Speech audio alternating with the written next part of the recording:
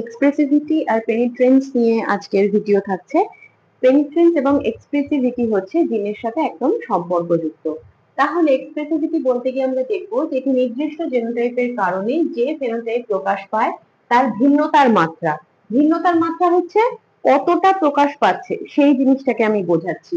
যেমন ধরো একটা নির্দিষ্ট জেনোটাইপের কথা আমি বলছি। নির্দিষ্ট জেনোটাইপ যদি আমি বলি তাহলে এখানে আমি ক্যাপিটাল টি নেবো। এটা ধরো লম্বা মটর গাছ, ঠিক আছে? আচ্ছা, এটা একটা হলো। আরেকটা আমি কি করতে পারি, স্মল টি নিতে পারি। এটা খর্ব মটর গাছ। এই দুটো বৈশিষ্ট্য তোমরা জানো মটর গাছের ক্ষেত্রে।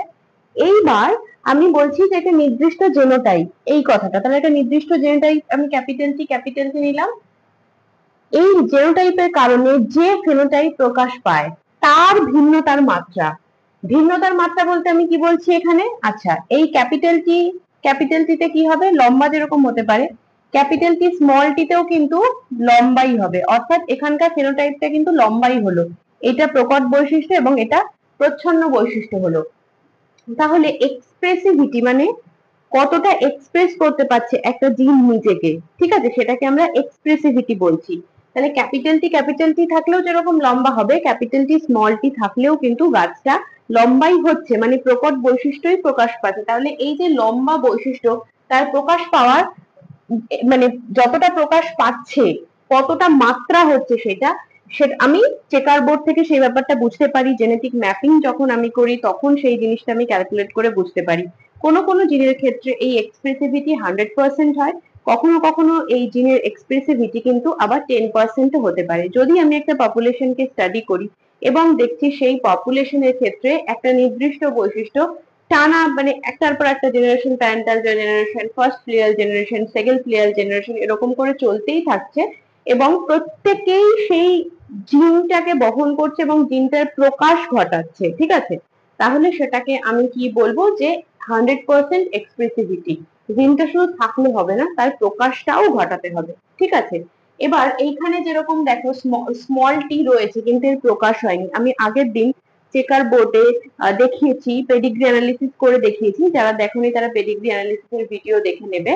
পলিড্যাকটাইলি বুঝিয়েছি। পলিড্যাকটাইলি মানে আমি বলেছিলাম, আরেকবার তাও বলে দিচ্ছি, যে হাতের আঙুল মানে আমাদের 5টা আঙুল থাকে, সেখানে অতিরিক্ত আঙুল থাকতে পারে, 6টা আঙুল থাকতে পারে। অনেকের ক্ষেত্রে পলিড্যাকটাইলি শুধুমাত্র হাতেই দেখা যায়, অনেকের ক্ষেত্রে কিন্তু পলিড্যাকটাইলি হাতে পায়ে উভয় ক্ষেত্রেই দেখা যায়। তাহলে এই পলিড্যাকটাইলি জিন যখন কিনা পুরোপুরি প্রকাশ পাচ্ছে, ঠিক আছে, একটা হচ্ছে জিনটা থাকলো কিন্তু প্রকাশ হলো না।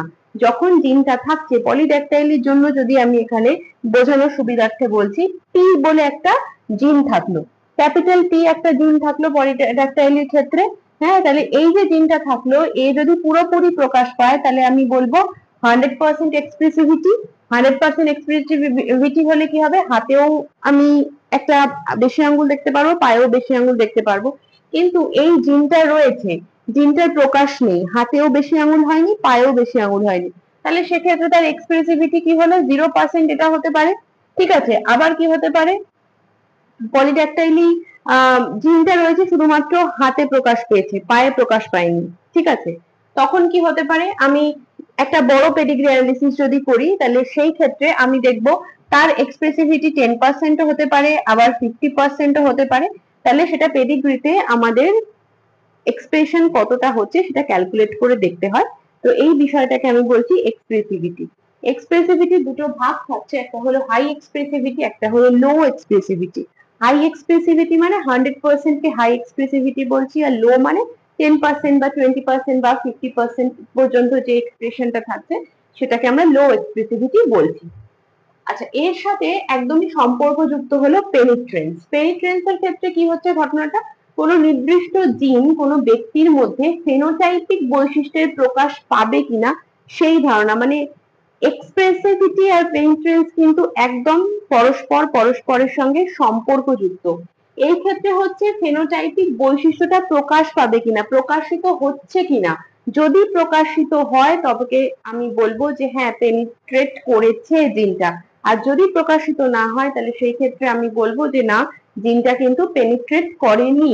যদি জিন পেনিট্রেট করে তাহলে এক্সপ্রেসিভিটি আছে, আর জিন যদি পেনিট্রেট না করে তাহলে আমি বলবো কোনো এক্সপ্রেসিভিটি নেই, তাহলে আমি বলতে পারি এখানেও দুখানা ভাগ আছে, কমপ্লিট পেনিট্রেন্স এবং ইনকমপ্লিট পেনিট্রেন্স। কমপ্লিট পেনিট্রেন্স এর এক্সাম্পল হলো হান্টিংটন ডিজিজ, HUNG, টিনটন ডিজিজ, এটা একটা হলো।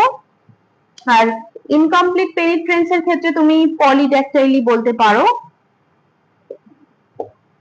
এই দুটো হচ্ছে এক্সাম্পল। এবার কমপ্লিট পেনিট্রেন্স হচ্ছে মানে একটা নির্দিষ্ট জিন একটা ব্যক্তির মধ্যে যখন পুরোপুরি হান্টিংটন ডিজিজটাকে প্রকাশিত করছে, তাহলে আমি বলবো যে সেটা কমপ্লিট পেনিট্রেন্স। সাইড বাই সাইড আমি এটাও বলবো যে এখানে 100% এক্সপ্রেসিভিটি হয়েছে।